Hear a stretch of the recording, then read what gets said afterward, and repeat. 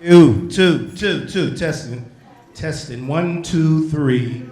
In the place to be. Yeah, you know it. Hey, look here. My name is Kato, and welcome to Speak Easy tonight. All right, thank you. Tonight. I want to tell you a story about basically the circle of inspiration and impact that goes on within the go-go music culture. As you can tell from being here tonight, there are many stories within go-go, and this is just one of them. Okay. Okay. Well, okay. We start off. Basically, I grew up in an area where live band music was as prevalent as grilled cheese and toasted bread. I mean, everywhere you went, every neighborhood, just about every other neighborhood you went in, there were kids forming bands. You know, some neighborhoods had 2, 3, 4 bands or whatever like that. And everywhere you went, there was always some kind of band playing somewhere, whether it was Watts Playground or Anacostia Park or at a Boys and Girls Club at a neighborhood rec center, and you know, even in the backyard of somebody's home. There would always be a band playing, you know. So in that kind of atmosphere, how can a child not be inspired by something like that and want to do that? So that's exactly what happened with me. I wanted to do that. And I asked my dad to buy me a guitar because I wanted to play guitar and I wanted to play like the bands in the neighborhood was playing. So I get my little guitar and I'm practicing and still, you know, doing my little homework that I'm supposed to do. And my older brother, one night, now I hadn't been seeing bands in different neighborhoods, but never been in a club or nothing. So right around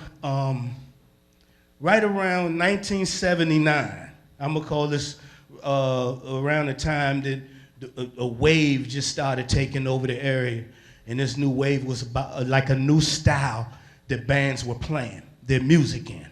You know, it was something new. So it's 1979, and I'm 14 years old. And my brother takes me with him to the Club LeBaron. And there are 2 bands playing up at the Club LeBaron. One band is called Experience Unlimited, and another band is called Trouble Funk. Both of them crank, both of them got down. And I was sized. I was sized like a mug. I'm saying, man, you know what I'm saying? That was a big old joke. That joke was like, oh my goodness. I had seen bands playing all the time, but the way they was rolling that night was really powerful.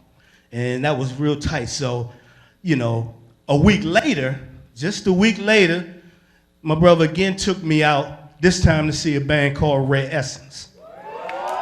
Now, if I was Sice a week before, I was in awe when I saw Red Essence. I'm gonna tell you right now, these cats here, you know, and there were other bands on the cars, but not like these cats here. They were giving you something different. They were giving you a show. I mean, when they came on stage, you know, they were giving you a show from the uniformity, all wearing red jumpsuits, to, you know, the choreography they would do on stage. You know what I'm saying? To the way they would vamp into songs and stuff. You know, and not just play it, but they would vamp into it. And even the way that they would have gimmicks in their music that really sized the crowd up and got the crowd more involved in their music, such as little things like backing it up, little stuff like that. But it always got the crowd sized. Okay, so there was this, among the Red Essence band, there was one little tiny cat up on the stage, right? And he was a little kid, you know, he was, you know, probably no more than a year or 2 older than me. And I'm 14 myself. But this little kid is so energetic and so dynamic and so powerful, so charismatic on stage that he got everybody loving him. You know what I'm saying? And he had such a strong and powerful voice even back then. You know what I'm saying? So he was very dynamic and, you know, instantly became like a front man to that band Red Essence. So, of course, I'm psyched about this band again. And I basically become a fiend. I would go see this band all the time play, and I would get PA tapes of them, and I would, when I would go see them play, like up at the Howard Theater or something, everybody dancing, I'm up on the balcony just studying them. These guys, God, the way they do their things. I grab my PA tapes of them and learn on stuff on my guitar, just studying. I was a fiend. Put it this way, I walked around high school with a Red Essence notebook. And to top it off, that book was so cool, it got me play, too. Anyway, so, as time marches on, this little guy that I'm telling you about, I spoke about earlier, little Benny, I found out he leaves the band, Ray Essence, and he starts his own band. And now I'm divided. You know what I'm saying? Because I still love Ray Essence, but now I love this new band called Lil Benny and the Masters. You know what I'm saying? So, so now I'm still studying both. I still, go see Ray Essence, go see Lil Benny, go see Ray Essence, go see Lil Benny, study Ray Essence, study Benny, do my homework with the stuff. And, it'd be times I would go see Benny playing, he would, it would be times he would sometimes ask me, where your guitar at? And I would say, shoot, my guitar out in the car, Not necessarily bringing my guitar to play with him, but basically me and my man Weeze would be coming from band practice, and we would always stop there and go see them play, So anyway, time goes by. I'm still playing my little thing in the little bands and stuff. And one day I get a phone call, right? So phone call, the guy voice on the other end said, hello, can I speak to Kato? I'm like, this Kato? He said, what's up, Kato? This is Lil Benny. I'm like, yeah, right. You know what I'm saying? First, I didn't believe it was Benny, Then after I realized it was Benny, I'm psyched. I'm telling my brother. You know what I'm saying? I was thrown off because, first of all, why would he be calling me? And second of all, how in the heck he get my number in the first place? You know what I'm saying? But he did. So he went on to say that he was making changes in his band. And he asked if I was interested in auditioning. What the hell you think? I mean, for real. What do you think, huh? Of course, so here I am in a basement on 14th and Good Hope Road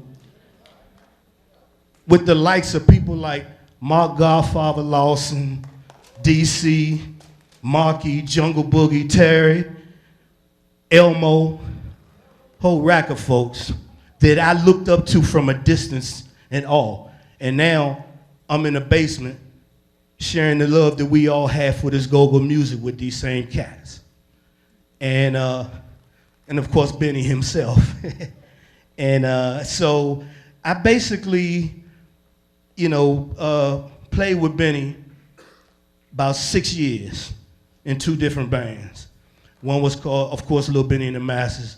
Then it was a kind of a merged thing, and we became Proper Utensils.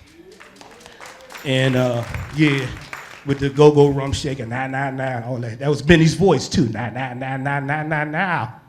But anyway, so we were doing that thing, and we were enjoying life. That's 6 years, you know what I'm saying? We were enjoying life. We played all kinds of places: Panorama Room, Black Hole, Metro Club, East Side, Rhythms, Triples, Ibex. We even got up to Capitol Center, you know what I'm saying? That was a big deal to get up to the Capitol Center, and that was a big deal. And of course, 6 years go by and all that, and we all get older now. We all enter in our late 20s and stuff. And life happens, And I say that to say that I basically got married and left GoGo. Started a family. It happens, we do those kind of things when we're young. I'm not knocking it, baby. Anyway, so I had left the go-go thing, alone. But, and I'm living the normal family life now. So 2 years into living the normal family life, and now it's about 1996 into 95, 96, and I discovered something else, this new thing called the internet, right? You laugh now, but back then, if I'd have said that, y'all have been like, the hell he talking about it? Email. That's a circle with an A in it. You know what I'm saying? You know what I'm saying? But it was, you know, I discovered it because of a job I was working at, but I was just so intrigued by that same kind of intrigueness that I wanted to know how to build websites and stuff like that, you know? So obviously I'm going to learn and teach myself or take whatever class I can and learn how to build a website, but I had to have a subject to build it on. And, you know, the only thing that I know about for the past 10, 15 years is GoGo. So I basically built the site on that. And I based it on the name of a song made by Ray Essence during the time Benny was with him, called Take Me Out to the GoGo. And I called it Kato's Take Me Out to the GoGo. You know what I'm saying? That's a long thing trying to get somebody to type in. So I said, I'm gonna have to shorten this up. And I took the capital letters of all the words Take Me Out to the GoGo, TMOTTGOGO.com, T-Mot GoGo. And that's how that became the beat. So later on, you know, a little time later, a couple of years, decide, you know, me and some cats, my man Press, Big Press, Mark, my main man, and Weez Richard, we do this thing and we decide to go into and make it a magazine, a hard copy. So the very first person I thought of to approach going to be on the cover of this magazine was who? Lil Benny, my man. Not Chuck. Chuck been on the cover, but not the very first. And so, you know, I hollered at Benny about doing it, and he was like, sure, you know. Benny was like that. Benny was a cat who he basically supported anything I did, you know. He really did, you know, whenever we would have a little T-Mot cookouts or whatever, he would show up there. You know, anything had anything to do with the coalition, if they was doing photo shots and stuff, he would show up. You know, he was still doing his thing. While, you know, of course he went on playing with Chuck and other folks. And so he would even often ask me sometime, he used to say, Kato, you still playing that guitar? And I'm like, man, and you know, my chops, he's like, man, don't worry about it. You can rap. All you need to do is Chuck and you can rap. That's all you need to do. So little stuff like that. So anyway, you know, and that's kind of how things was for the past years. But it was the morning of May 30th, 2010. And I had received a call that, you know, hit me like a ton of bricks. You know what I'm saying? It was a call from Ron Moe from the Pieceaholics, and he called to give me the news that Benny had died. And I'm like, what? You know, that's my man, you know what I'm saying? He gone? You know, and the funeral was held at the convention center. Okay? Now, you got to be really a big person in the city where they have to hold your funeral at the convention center. That just shows you how big Lil Benny was in the city, you know. And so go to the, so I didn't want to sit up front. I'm not a front sitting guy. I like to remember the cat. You know, when you see a person, when I think about him, I want to think about him the last time I seen him. You know, that's just a picture I want in my head. So I kind of sat, you know, over to the back.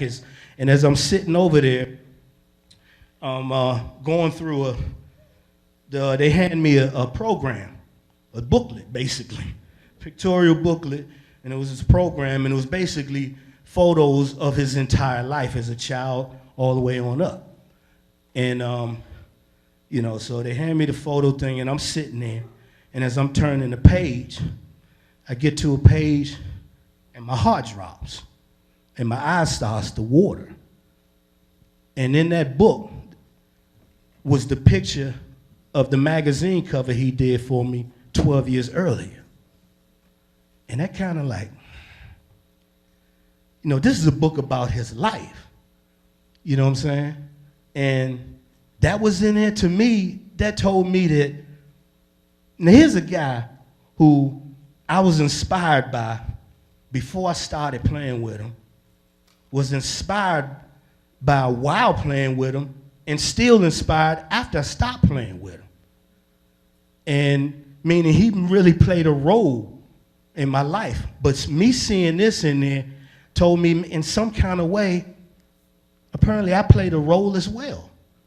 Because if it was that important, when you put something in somebody's life and you put all the stuff they went through, that must have been a serious thing to him. I know he would say it sometimes, but to see it that way, you know, it must have been a big thing to him and his family, you know. So, like I said, we all have millions and millions of stories, and that was just one of them. But that's my story, and I'm sticking to it. Thank you.